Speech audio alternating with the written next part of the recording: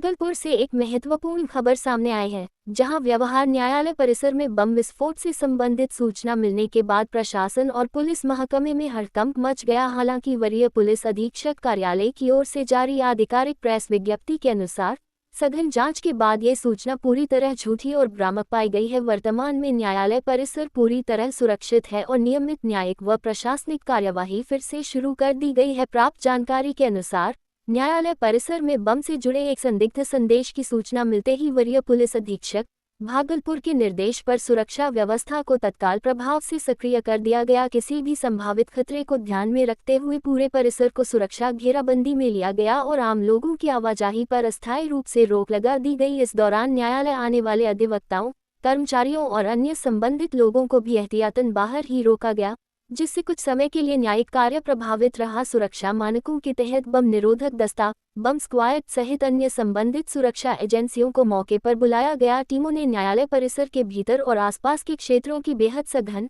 विस्तृत और तकनीकी जांच की। हर संदिग्ध स्थान, वाहन और वस्तु की बारीकी से तलाशी ली गई ताकि किसी भी तरह के विस्फोटक या आपत्तिजनक सामग्री की संभावना को पूरी तरह समाप्त किया जा सके। लंबी जांच प्रक्रिया के दौरान कहीं भी कोई संदिग्ध वस्तु, विस्फोटक सामग्री या खतरनाक सामान बरामद नहीं हुआ। जांच पूरी होने के बाद सुरक्षा एजेंसियों ने स्पष्ट किया कि प्राप्त सूचना निराधार, झूठी और भ्रामक थी। इसके बाद न्यायालय परिसर को पूरी तरह सुरक्षित घोषित कर दिया गया और सुरक्षा एजेंसियों द्वारा क्लियरेंस दिए जाने के पश्चात न्यायालय की नियमित न्यायिक एवं प्रशासनिक कार्यवाही पुनः प्रारंभ कर दी गई। इससे अधिवक्ताओं, न्यायिक कर्मियों और आम लोगों ने राहत की सांस ली।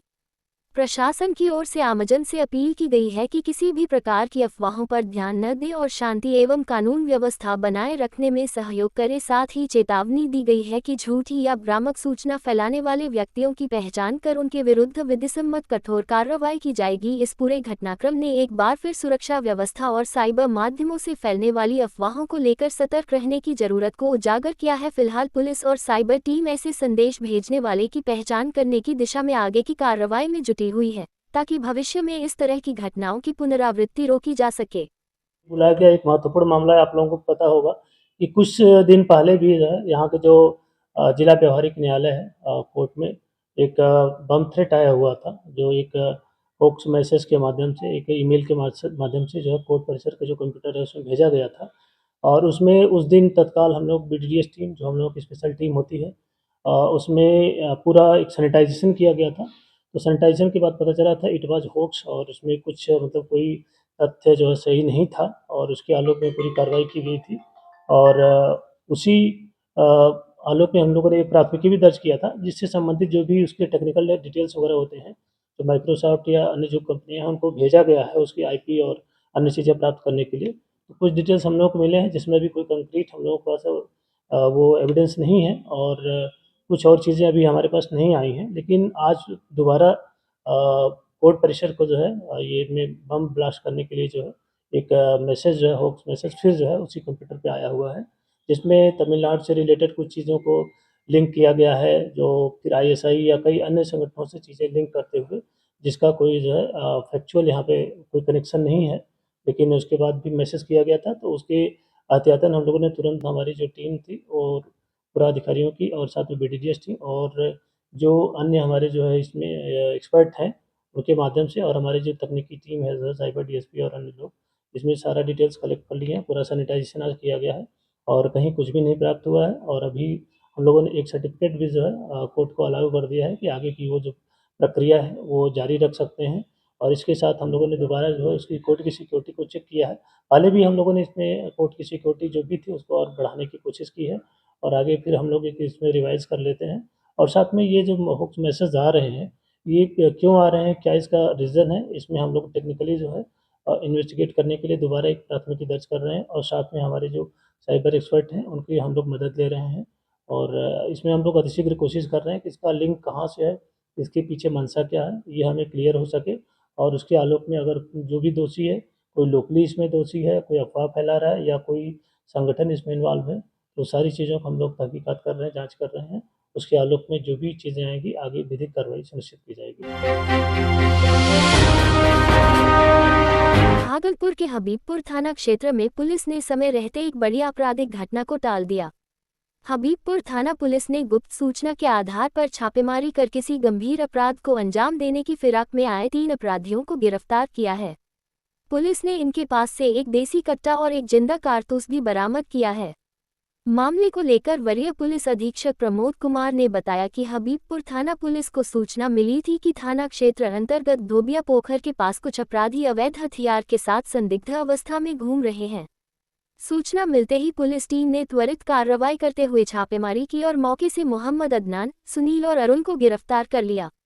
वरीय पुलिस अधीक्षक ने बताया कि गिरफ्तार आरोपी मोहम्मद अदनान का आपराधिक इतिहास भी सामने आया है। कुछ दिन पूर्व मुजाहिदपुरा थाना क्षेत्र में एक व्यक्ति के घर के सामने पटाखे फोड़ने और अवैध हथियार लहराते हुए उसका वीडियो सोशल मीडिया पर वायरल हुआ था, जिसमें वह साफ तौर पर नजर आ रहा था। फिलहाल पुलिस तीनों आरोपियों से गहन पूछताछ कर रही है और यह जानने का प्रयास किया जा रहा है कि वे किस तरह की आपराधिक घटना को अंजाम देने की योजना बना रहे थे। पुलिस आगे की कानूनी कार्रवाई में जुटी हुई। जी, आप लोगों को बताना चाहते हैं कि कुछ दिन पहले का एक वीडियो वायरल हुआ था, जिसमें हबीबपुर थाना क्षेत्र के कुछ क्रिमिनल थे, जो मुजाहिदपुर थाना क्षेत्र में एक वीडियो वायरल हुआ था, जिसमें ये अदनान उर्फ आशिक, ये और इसके कुछ साथी एक वीडियो बना रहे थे और जिसमें हाथ में एक हथियार लिए हुए थे और साथ में एक पटाखा बम से उसको जो है ज़मीन पर फोड़ रहे थे और अपना जो पुरानी दुश्मनी जिससे थी, उसको धमकी दे रहे थे। तो वो जैसे वीडियो संज्ञान में आया था, तुरंत हम लोगों ने एक अपना टीम बनाया था। उसी टीम के आलोक में कार्रवाई की गई थी। तो आप लोगों को ज्ञात होगा कि 2 दिन पहले भी कुल 5 क्रिमिनल लगभग पकड़े गए थे और हथियार के साथ भी जो उनके संगी साथी थे, उनको जेल भेजा गया था। और उसमें जो मुख्य अभियुक्त था, जिसकी भी गिरफ्तारी के लिए हमारी टीम लगातार छापेमारी कर रही थी, उसी आलोक में कल हबीबपुर थाना क्षेत्र से एक सूचना प्राप्त हुई कि ये जो मुख्य अपराधी और 2 अन्य अपराधी जो है कहीं घूम रहे हैं हथियार लेके। और उसी आलोक में हमारी टीम ने तुरंत छापामारी की और उसी छापामारी के क्रम में मोहम्मद अदनान उर्फ आशिक और अरुण कुमार दास और साथ में सुनील कुमार, ये सभी क्रिमिनल पकड़े गए। और इनका पूर्व का भी इतिहास रहा है। अरुण कुमार और उनके साथी कुछ दिन पहले 2019 में जो है एक लूट हुआ था कजरेली थाना में पेट्रोल पंप पे, उस लूट में शामिल रहे थे। इन सबका पूर्व का आपराधिक इतिहास भी है और इनके पास से हथियार भी बरामद किया गया है। और इनका जो अन्य जो पूर्व का जो आपराधिक इतिहास है तथा अन्य थाना से भी हम लोग इनके आपराधिक इतिहास को पता कर रहे हैं कि अगर कहीं अन्य कांडों में भी ये वांछित हैं, तो उसमें इनका रिमांड किया जाएगा। और इस तरीके से हम जो भी इस तरीके से अपराधी हैं, उन पे एक सख्त मैसेज देना चाहते हैं कि जो भी अपराधी अगर कोई अपराध करने की कोशिश करेगा, तो उसको तत्काल उसके जो कानूनी कार्रवाई है उसकी की जाएगी और साथ में जो है किसी को बख्शा नहीं जाएगा। तो इस तरीके की जो आपराधिक घटनाएँ करने वाले लोग हैं, उनके लिए एक कड़ा मैसेज है। और इसको हम लोग अन्य कांडों में इनका जो है पता कर रहे हैं कि किस-किस कांड में वांछित थे, उसमें भी इनका रिमांड किया जाएगा। कहाँ से गिरफ्त में आया ये सर? ये हबीबपुर थाना क्षेत्र से गिरफ्त में आया है। कल शाम को सूचना प्राप्त हुई थी देर रात्रि में कि ये कहीं खाने के लिए निकला हुआ है और साथ में हो सकता है, मतलब अब ये तो एक्सेप्ट नहीं कर रहा है, लेकिन ये सूचना थी कि हथियार लेके निकला हुआ है कहीं, ये तीनों हो सकता है कहीं घटना को अंजाम भी दे सकता है। तो उसी में हमारी टीम लगातार इसको ट्रेस कर रही थी, तो उसी से सूचना प्राप्त हुई और उसी में फिर इन लोगों की गिरफ्तारी की गई। में जो लोग शामिल हैं सर, क्या उन पर जो नहीं, जो भी इसमें शामिल हैं उनको, ये तो देखिए पहले भी इसके जो साथी थे, टोटल 5 जो अपराधकर्मी थे उनकी गिरफ्तारी हो चुकी थी और ये तीनों सभी अपराधकर्मी हैं। पहले भी इनका आपराधिक इतिहास रहा है, इनकी भी गिरफ्तारी की गई है और हथियार वगैरह भी इनके पास से बरामद किया गया है, जो प्रेस विज्ञप्ति के माध्यम से आपको पूरा जो है डिटेल सूचना उपलब्ध करा बेहतर दी कार्य जाएगी। सर, क्या रिवार्ड मिलेगा इन्हें? हाँ, हमारी टीम ने जो बेहतर काम किया है उसको रिवार्ड किया जाएगा और रिवार्ड तो पुलिस में हम लोग जो बढ़िया काम करते हैं उनको देते भी हैं और जो खराब काम करते हैं उनको पुलिस में भी मिलता है। और लेकिन टीम ने इसमें त्वरित रूप से काम किया और ये गुमराह करके भागने के भी फिराक में यहाँ से था, जो हम लोगों को सूचना थी। तो लेकिन टीम ने अच्छा मेहनत किया और इसको पकड़ा और साथ में हथियार के साथ पकड़ा। सबसे इम्पोर्टेंट चीज़ है कि हथियार के साथ इसको गिरफ्तार किया। हथियार की बरामदगी हुई है और जो अन्य इसके साथ कई सामानों की बरामदगी है वो प्रेस विज्ञप्ति में आप लोग सामने अभी हम देखिए, वो जो बम बरामद बम ने उसमें जो सुतली बम के जो जो मटेरियल होते हैं जिससे बनाते हैं, वो सामान बरामद हुआ था और अन्य कई उसमें सामान है जिसकी जो है संलग्नक सूची आप लोगों को उपलब्ध करा दी जाएगी। कुल कितने गिरफ्त में आए सर कुल मिला के? टोटल देखा जाए तो 5, 3, 8 और 2 और, तो 10 अभियुक्त जो है इससे लिंक्ड जो है, जो हम लोग लगातार छापेमारी चल रही थी, तो वहाँ पे एक मैदान है, उसके पास से 4-5 अभियुक्त हथियार लेके किसी अन्य घटना को अंजाम देने के लिए भी फिराक में थे। तो उनकी भी गिरफ्त में उनको किया गया, जो बाद में अनुसंधान में आया कि सभी ये आपस में लगभग जुड़े हुए हैं, एक गैंग टाइप का जो कह सकते हैं काम करते हैं, या आपस में इनका जो है समन्वय रहता है। तो इन सब की गिरफ्तारी सुनिश्चित की गई है। उन्मूलन कार्यक्रम के तहत आज से इस जिले में 28 फरवरी तक हमारे जितने भी आम जन हैं, खास करके 2 वर्ष से अधिक उम्र के सभी व्यक्ति एवं जो प्रेग्नेंट लेडीज हैं उनको एवं 2 वर्ष से कम उम्र के बच्चे को छोड़कर सभी व्यक्ति को इस फायरिया के उन्मूलन के लिए एक साथ दवा लेने की ज़रूरत है। इसमें 2 प्रकार की दवाइयाँ हैं। एक दवाई एल्बेंडाजोल है और दूसरा डीईसी है।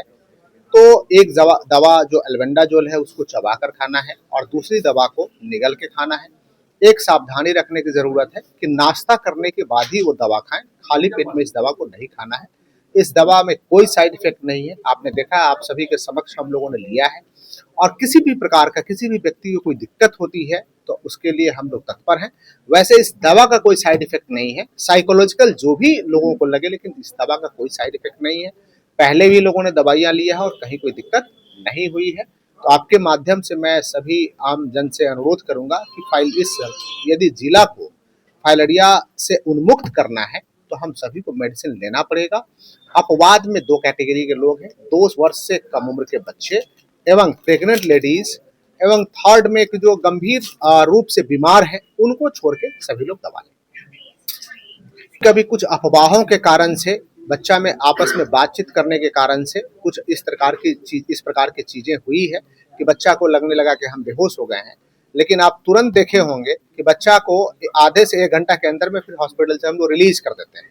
यदि कोई उसे तकलीफ हुई होती तो हम लोग रिलीज भी नहीं करते और बच्चे ठीक भी नहीं होते। इससे स्पष्ट है कि वो यदि कोई बेहोश होने की बात या उल्टी होने की बात या किसी सर चक्कर आने की बात, ये सारी बात अफवाह है। उल्टी कभी कभी किसी को कोई मेडिसिन नहीं हुआ तो उल्टी हो जाए तो दोबारा उस मेडिसिन को ले लेना चाहिए, लेकिन इस दवा का कोई ऐसे साइड इफेक्ट नहीं है। मलेरिया एक ऐसी बीमारी है जिससे कि हम सभी को एक साथ मिलकर लड़ने की जरूरत है। जैसे पोलियो के साथ ड्रॉप पी करके, पोलियो की 2 बूंद दवा पी करके पोलियो को हम लोगों ने अपने देश से भगाया, स्मॉल पॉक्स को भी हम लोगों ने अपने ये देश से भगाया, उसी प्रकार से अब फाइलेरिया को अपने देश से भगाने की जरूरत है। इसके लिए हम सभी को एक साथ दवा लेने की जरूरत है। तो आपके माध्यम से मैं सभी पंचायती राज संस्थान के हमारे मुखिया जी, सरपंच साहब, जिला परिषद के सदस्य गण, हमारे सभी प्रमुख जी, हमारे सभी वार्ड सदस्यगण, पंचगण और जितने भी तमाम जनता है, जितनी जीविका दीदियाँ हैं, जितने भी हमारे समस्त कर्मी हैं, सभी हमारे किसान बंधुगण हैं, सभी लोगों को एक साथ मिल करके इस बीमारी से लड़ने की ज़रूरत है। और लड़ने में एक ही हथियार की ज़रूरत है कि इस 2 दवा को हम लोग खा लेंगे तो बीमारी हमारे कम्युनिटी से भागेगी और हमारे जिला से भाग जाएगी। Thank you. भागलपुर जिले के बबरगंज थाना क्षेत्र अंतर्गत सरयू देवी बालिका उच्च विद्यालय की 10वीं कक्षा की छात्रा जिया और सोनाक्षी के लापता होने का मामला आखिरकार सुलझ गया है। दोनों छात्राएं 8 जनवरी को अपने घर से एडमिट कार्ड लाने के लिए विद्यालय आई थी, लेकिन इसके बाद से उनका कोई सुराग नहीं मिल रहा था। परिजनों द्वारा सूचना दिए जाने के बाद बबरगंज थाना पुलिस ने गुमशुदगी का मामला दर्ज कर जांच शुरू की। मामले की गंभीरता को देखते हुए भागलपुर के वरीय पुलिस अधीक्षक प्रमोद कुमार ने एसआईटी का गठन किया और कई राज्यों की पुलिस से संपर्क कर तलाश तेज की गई। लगातार छापेमारी के बावजूद पुलिस को कोई ठोस सफलता नहीं मिल रही थी। इसी बीच 31 जनवरी को मुंबई के चाइल्ड हेल्थ सोसाइटी से वरीय पुलिस अधीक्षक को सूचना मिली कि दोनों छात्राएं वहां सुरक्षित हैं। सूचना मिलते ही परिजनों को बुलाकर वीडियो कॉल के जरिए पहचान कराई गई, जिसमें पुष्टि हुई कि वही जिया और सोनाक्षी हैं। इसके बाद भागलपुर पुलिस की टीम परिजनों के साथ मुंबई गई और दोनों छात्राओं को सुरक्षित भागलपुर लेकर आई। भागलपुर पहुंचने के बाद दोनों का सदर अस्पताल में मेडिकल जांच कराई गई। वरीय पुलिस अधीक्षक ने बताया कि प्रारंभिक पूछताछ में सामने आया है कि जिया और सोनाक्षी अपनी मर्जी से घर से निकली थी। वे भागलपुर से पटना गईं और वहां से दादर ट्रेन सेवा के माध्यम से मुंबई पहुंची। फिलहाल दोनों का बयान व्यवहार न्यायालय में दर्ज कराया जाएगा। कोर्ट में बयान के बाद ही यह स्पष्ट हो सकेगा कि दोनों किस परिस्थिति में मुंबई पहुंची। कि बबरगंज में एक मामला हुआ था जिसमें 2 लड़कियां 8 जनवरी को जो है कहीं गायब हो गई थी, जिसके आलोक में जो है उनके परिजन के द्वारा शिकायत दर्ज की गई थी, जिसके आलोक में 9 तारीख को जो है एफआईआर दर्ज की गई थी। और उसके बाद जब मेरे मामला संज्ञान में आया 10 तारीख को ज्वाइन करने के बाद, तो एक एसआईटी का गठन किया गया था। एसआईटी की टीम ने जो है जो काम किया, हम लोगों ने प्रतिदिन उसमें जो है एक लगातार रिव्यू किया। उसके आलोक में मुंबई से वो दोनों लड़कियां बरामद की गई, वहाँ सीडब्ल्यूसी के माध्यम से हमारे पास वो बरामद की गई। और उसमें जो प्राथमिक रूप से हम लोग यहाँ पर कोर्ट में ये साथ में लाए भी हुए हैं यहाँ पे, और आज माननीय न्यायालय में उनको जो है प्रोड्यूस करना था और जो भी उनका बयान होता, लेकिन वो एक बम की सूचना के आलोक में अभी वहाँ पर प्रोड्यूस नहीं की जा सकी हैं। लेकिन जो सीडब्ल्यूसी में उन लोगों ने बयान दिया है, जो हमारी टीम भी साथ में थी वहाँ पे, जो बयान में जो जानकारी प्राप्त हुई है उसमें उन्होंने प्राथमिक रूप से यही अभी बताया है कि वो दोनों आपस में जो है काफ़ी क्लोज थे, और उसी के आलोक में वो दोनों यहाँ पे घर से जो है निकल के चली गई थी। यहाँ से वो ट्रेन के माध्यम से पटना गई, और पटना से फिर उन्होंने दादर की कोई ट्रेन पकड़ के मुंबई निकल गई। तो उसी के आलोक में हम लोगों के द्वारा जो सूचना प्रसारित की गई थी, उसी में जब उनकी आइडेंटिफाई उनको किया गया तो सीडब्ल्यूसी में उनको वहाँ पर रखा गया था पकड़ के, और उसी के आलोक में हम लोग लाए हैं। तो जो प्राथमिक उनकी जो कारण इसमें समझ में आया है कि वो दोनों आपस में साथ में बातचीत करके निकल के गई थी, और आगे अभी माननीय न्यायालय में आज जो बयान देंगी उसके आलोक में जो आगे की जो मतलब तथ्य आएंगे फिर आपको अवगत कराया जाएगा। मुंबई के किस कौन से